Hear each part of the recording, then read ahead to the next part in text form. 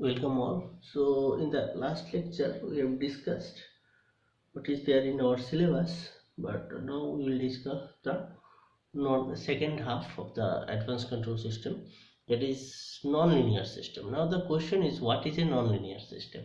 Say let me discuss this part. Say this is a tank.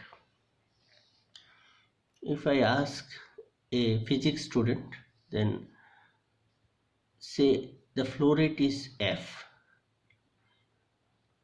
and the tank volume is say V, then if I ask you that if there is no outlet, then how much time it will take to fill the tank, then you can easily calculate it. Say this flow rate is suppose measured in volumetric flow rate, say meter cube per second, and the volume is in the meter cube. On that case you can find out the time taken to fill the tank. So this is the flow rate per 1 second. It can fill this much meter cube. Okay, so how much time will it take to fill this meter cube? Okay, volume. So that can be easily calculated. And as the surface is linear, the construction is linear construction, say I mean to say, like say it is a cylindrical tank, so its surface is equal. Now what is a non-linear system? Say non-linear system, maybe one side is slanted, one side instead of this dimensions it is slanted at an angle theta.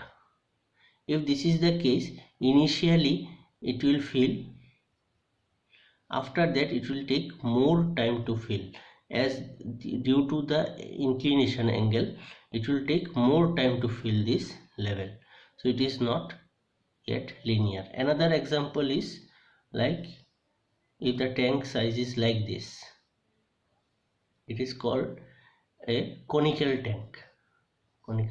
Its shape is like a funnel. So in this case also, if this is the flow rate, initially it will increase in a higher speed, the level will increase in a higher speed if the flow rate is constant. Later on the filling time is will differ. So these characteristics of these two examples I have given may be considered as non-linear, and this example we can consider it as linear. There are different non-linear plant in the system. Say you are having a DC motor, electromechanical, this is a fluid systems, so I will take another example of electromechanical system. So it will have some its modeling equation. If you treat this system using the available modeling equation, you will get the output in the simulation or in the theoretical explanation. But whenever due to the rotation there will be a friction, that friction suppose you have not taken into consideration, then due to that friction some heat is generated, that heat you have not taken into consideration. Those things will create some problem in the system, so that will also responsible as a you may treat it as this may involve some non-linear characteristics or some uncertain parameters, uncertainty in the process. So due to that reason we need to study the non-linear control system.